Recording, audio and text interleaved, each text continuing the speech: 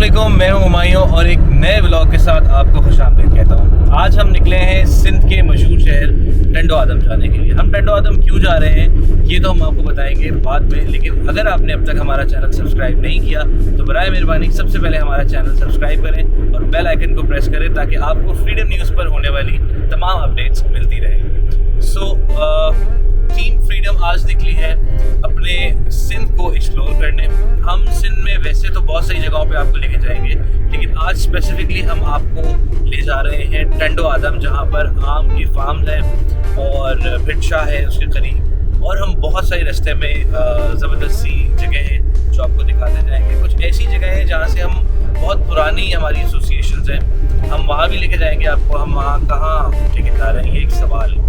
वो आप जब चलेंगे हमारे साथ तो आपको ऐसा लगेगा कि हम एक्चुअली जा कहाँ रहे हैं। और अगर आप कोई जगह हमें सजेस्ट करना चाहें जहाँ जाके हम ब्लॉग करें, तो वो जगह भी आप हमारे कमेंट बॉक्स में बताइएगा, और हमारे डिस्क्रिप्शन में आपको हमारे फेसबुक, हमारे इंस्टा और तमाम सोशल मीडिया हैंडल्स मिलेंगे। तो आइए सफ़र को आगे बढ़ाते हैं।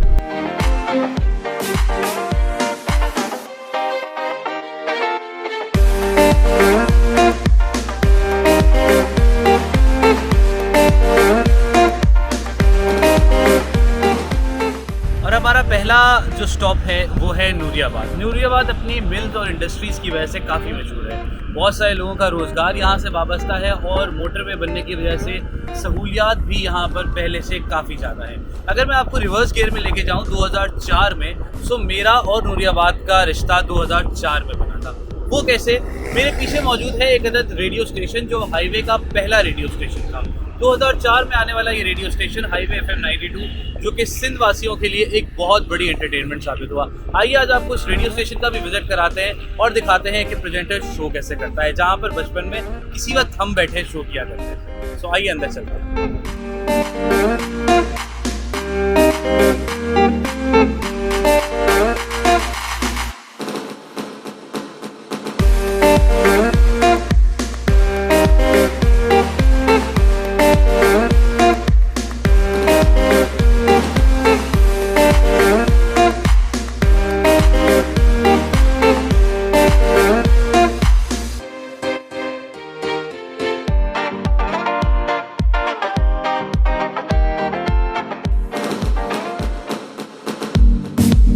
आपने स्टूडियो देखा हाईवे FM 92 का, जो कि 2004 में नूरियाबाद के और सिंध वासियों की पहली एंटरटेनमेंट बना।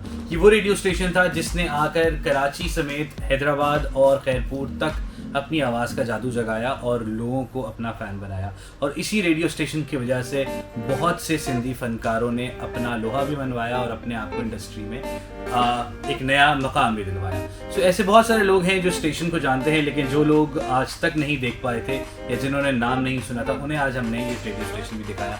ये बात भी याद रखें कि अगर आप हाईवे पे ट्रैवल कर रहे हैं और किसी भी हादसे या किसी भी प्रॉब्लम की सूरत में आप 130 डायल करके मुफ्त हेल्पलाइन पर हाईवे पुलिस की भी मदद ले सकते हैं। अब हम जाएंगे मजीद एक और डेस्टिनेशन पर, और वो हमारी डेस्टिनेशन है टंडो आदम। हम आम लेने जा रहे हैं, हम अपने एक और रेडियो स्टेशन का विजिट करने जा रहे हैं, हम बकरे लेने जा रहे हैं। हम क्यों जा रहे हैं ये हम आपको बताएंगे कुछ ही देर में। सो आइए बात करते हैं।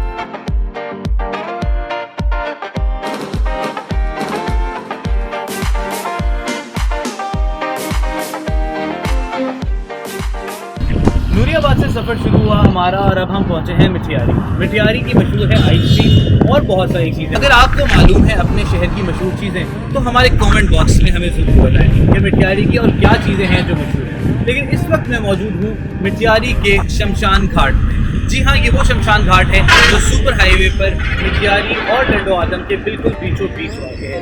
इस शमशान घाट में कुछ कब्रें भी हमें नजर आई। यूँ तो हिंदू रस्म रिवाज के मुताबिक मुर्दों को जलाया जाता है, लेकिन वहीं कुछ मुर्दों को दफनाया भी जाता है, जिसकी मिसाल हमें इस कब्रिस्तान में मिलती है। यहाँ पर हमने ये भी देखा कि कुछ कब्रें ऐसी हैं कि जिन पर इस्लामी आयात पर मबनी कुछ चादरें भी चढ़ी हुई हैं। उनके पीछे क्या हक़ाइक़ है, अगर आप में से कोई जानता है तो हमें हमारे कमेंट बॉक्स में ज़रूर बताएं। फिलहाल आपको अब दिखाते हैं ये मिठियारी का शमशान घाट।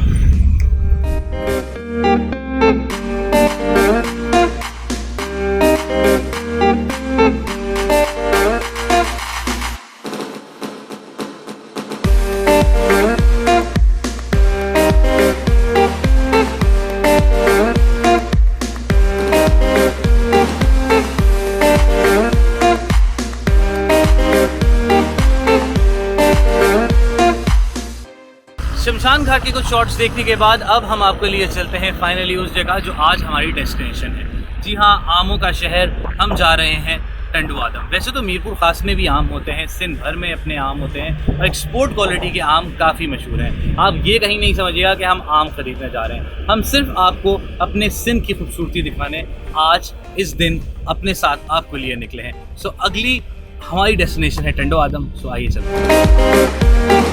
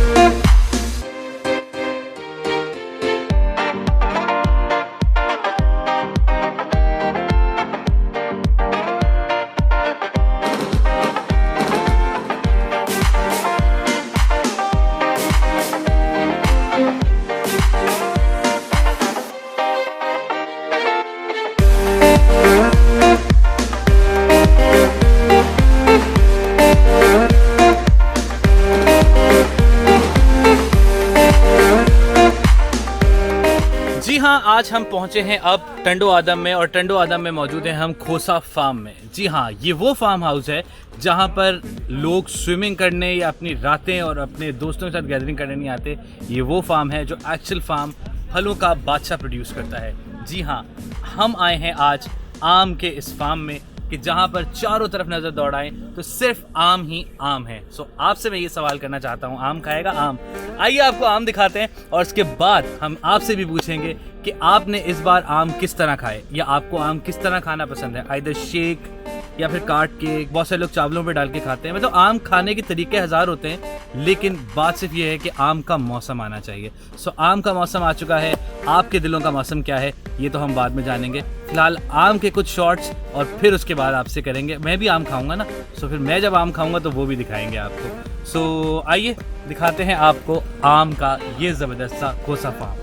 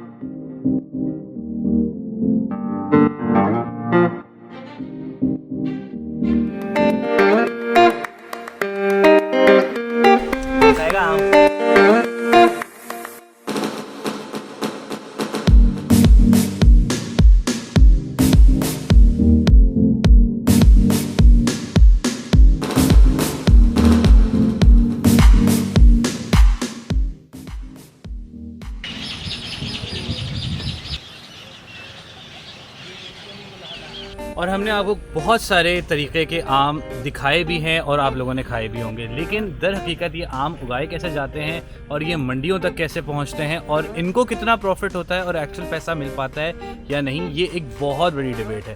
फ़िलहाल हम ये जानना चाहेंगे कि इस वक्त जिस फार्म हाउस पे हम खड़े हुए हैं वो है खोसा फार्म, उस पे क्या हालात हैं, कौन कौन से आम यहाँ उगाए जाते हैं और किस किस तरह से इनको मंडियों तक पहुँचाया जाता है। इसे बताने के लिए हमारे साथ मौजूद हैं मौज़म अली खोसा, जो हमें बताएंगे इन तमाम आमों की डिटेल्स के उनके फार्म पे कौन कौन से आम जो हैं वो उगाए जाते हैं और कौन कौन से आम जो है वो मार्केट में किन दामों में और कौन से सुपीरियर क्वालिटी के होते हैं, उस हवाले से। जी मौज़म भाई बताइएगा। जी हमारे खोसो फार्म में माशाल्लाह ठीक ठाक वैरायटी है। भूरा सिंदड़ी है, चौसा है, लंगड़ा है, दुसेरी है, देसी है और अनवर रटोल है। तो ये वो वैराइटीज़ हैं जो हमारे फार्म में अवेलेबल हैं।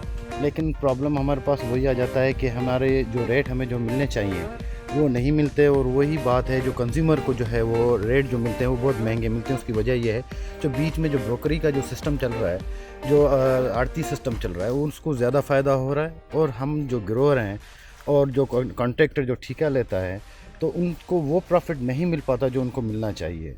और हमारी हमारी बदकिस्मती दूसरी ये है कि अभी एक्सपोर्ट भी शुरू नहीं हुआ।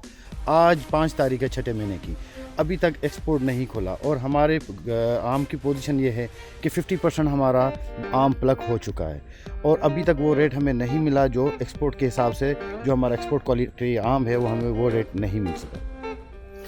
सो मौज़म भाई, आपके पास जो आम उग रहा है इस वक्त वो कौन सा है? सिंदड़ी है, चौंसा है, कौन कौन से तरह के आम हैं जो आपके फार्म पे उगते हैं? ये जो मैंने अभी आपको सारे नाम बताए, सिंदड़ी है, अनवर रटोल है, चौसा है, दुसेरी है और देसी, सारी वैराइटीज़ हमारे पास अवेलेबल हैं। ये 100 एकड़्स पर फार्म है जो फुल्ली मैच्योर्ड मैंगो फार्म है यहाँ पर। ये तकरीबन 25 से 30 साल पुराना अप्रॉक्स पुराना बाग है ये। लेकिन अगेन वही चीज़ के कॉस्ट ऑफ मैनेजमेंट ज़्यादा है हमारे पास, हमें वो चीज़ वो प्राइस उस टाइम पे नहीं मिल सक रही। अब आप अगर शहर में अगर आप आम परचेज़ करने जाएंगे तो कम से कम अभी आपको वो 130-140 रुपये किलो के हिसाब से आपको मिलेगा। हमारे पास जो पेटी जो इस वक्त तो जा रही है 500 से 600-700 तक मैक्सिमम 10 से 12 किलो की पेटी। अब आप कॉस्ट ऑफ 150 रुपये तकरीबन जो है वो पेटी पर ख़र्चा आ रहा है। अब आप अंदाज़ा कर लें कि ज़मींदार को और जो है एग्रीकल्चरिस्ट है या ठेकेदार है, उस बेचारों को और हमको क्या बचेगा? नथिंग, बिल्कुल कुछ भी नहीं। और एंड कंज्यूमर साइड पर जब आप आम बंदा पब्लिक जो परचेज़ कर रही है वो हाई कॉस्ट पर, जो प्राइस वेरिएशन जो जहाँ आ रही है वो आ रही है मंडी पर, जहाँ पर 8 से 10% पर वो तो अपनी पेमेंट उठा लेता है, बीच में से कमीशन वो अलग से उठा लेता है। उसके बाद फिर जो सब आड़ती आता है, उसके बाद दूसरे जो आते हैं एंड जब पर रिटेल पर जब आता है तो उसके बाद जितना ये सिस्टम जितने हाथ आप चेंज करते जाएंगे, जितने बढ़ाते जाएंगे, उतनी उस चीज़ की कॉस्ट बढ़ती जाएगी। तो मेरी एक छोटी सी रिक्वेस्ट ये है कि आप हमें जो ग्रोअर हैं उनको एक ऐसा स्पॉट दें जहाँ पर वो खुद जाके अपनी चीज़ खुद सेल करें वहाँ पर। सो ये हाल है फलों के बादशाह आम का कि वो किन मराहिल में आजकल है और क्या आजकल के सूरत हाल चल रही है।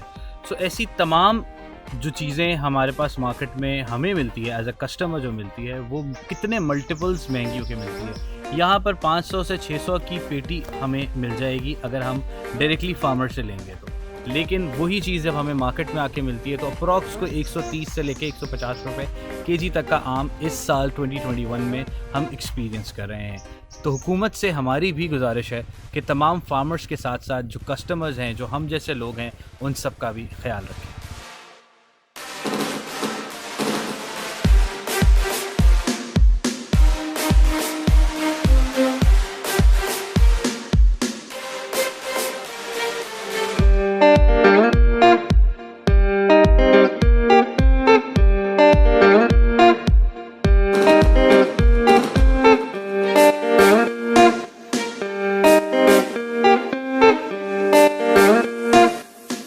आपको लगता है कि ये सारी पेटियां मैंने ख़रीद ली हैं तो यहाँ आप गलती पर हैं। इनमें से एक पेटी भी मेरी नहीं है क्योंकि ये पैक होकर डायरेक्ट मंडी जाएंगी। लेकिन अगर आप मंडी में या फिर डायरेक्ट फार्मर्स से ये पेटियां ख़रीदते हैं तो ये याद रखें कि आपके हक़ में क्या बेहतर होगा ये हमने आपको अपने इस पैकेज में बता दिया है। सो आपने वही करना है जो आपका दिल कहे और जिसमें फार्मर का भी भला हो, क्योंकि हमने अपनी इंडस्ट्री को खुद बढ़ाना है। यही था आज के इस व्लॉग का मकसद। सो जहाँ रहें हंसते मुस्कुराते रहें और आम खाते रहें, क्योंकि आम तो आते ही साल में एक बार हैं। सो ऐसी खुशियाँ आप कैसे छोड़ सकते हैं।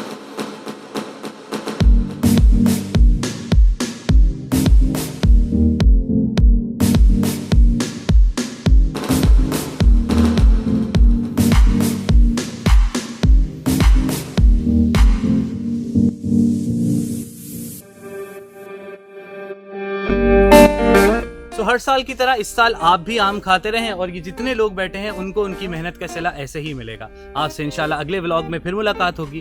तो अगले टाइम तक के लिए मुझे यानी मिर्ज़ा हुमायूं को इजाज़त दीजिए। अल्लाह हाफ़िज़।